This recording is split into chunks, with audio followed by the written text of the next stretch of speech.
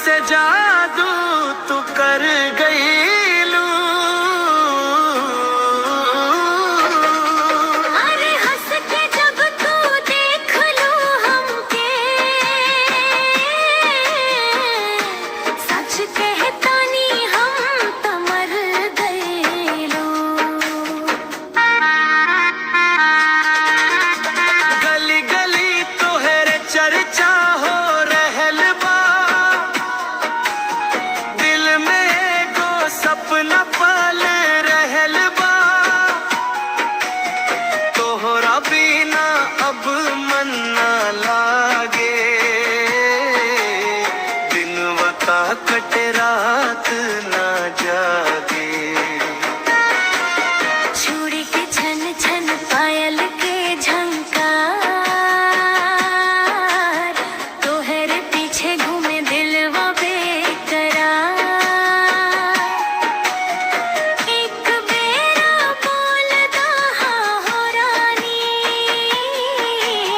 तोहरे नाम कर दी जिंदगी हमार।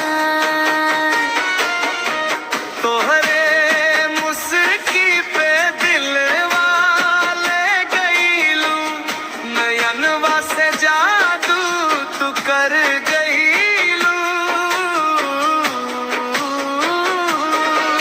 अरे हंस के जब तू देख लू हमके, सच कहता नी हम त मर गईलू।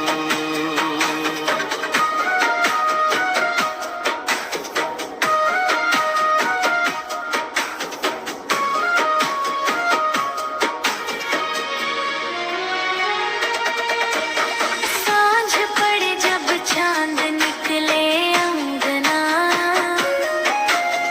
तोहर याद आवे बार बार सजना। मोबाइल में फोटो तोहार देखी, मनवा काहे जाब प्यार कर ली। तोहरा संग चले के बाचार कदम, बाकी दुनिया पे न चाही कसम। तू रही हाँ साथ बस इतने चाही, तोहरे बिना हम कुछ ना चाही।